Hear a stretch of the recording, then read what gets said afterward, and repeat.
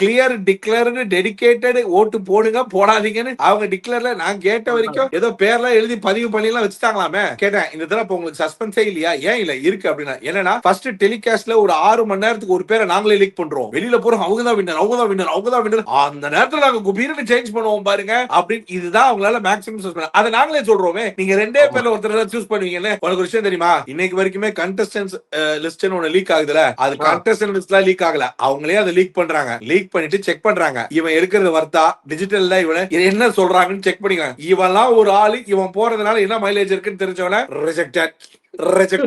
அது எப்படி sir rejected பண்ணுவாங்க? முதல்ல அவங்கள வந்து செலக்டட்ல சொல்லி வச்சிருப்பாங்க. அதுக்கப்புறம் we have spoken with the management and உங்களுக்கு எவ்வளவு சொல்லிருக்காங்க? 11,000 முதல்ல பேசணும்ல, இப்போ 4,300 தரோம். சார் 4,300க்கு 11,000க்கு எவ்வளவு டிஃபரன்ஸ்? வேணும்னா வாங்க, வேணாம்னா விட்டுருங்க. சார் வேணாம் சார் அப்படின்ட்டு அவசரத்துல வேணாம்னு சொல்றோம்ல, தேங்க் யூ ரிஜெக்டட். இதுக்கப்புறம் எத்தனை தடவை கால் அடிச்சாலும் எடுக்க மாட்டேன். எப்படி சார் 4,300 வெளியே பிஆர்லாம் வச்சுட்டு போறாங்க? நான் போன சீசன்ல தான் தெரிஞ்சுக்கிட்டேன். டேய் நீ அவ்வளவாது வாங்குவேன்னு நான் நினைச்சிட்டு இருந்தேன். என்னடா எல்லாம் எவனை கேட்டாலும் இவ்வளவுதான் தரேன் இவ்வளவுதான். ஒருவேளை எனக்காக போய் சொல்றீங்களா? அப்புறம் விசாரிச்சு பார்த்தா அவ்வளவுதான். ஓ ஓகே, அதுக்கே இவ்வளவு லாயல்ட்டியா இருக்கீங்களா?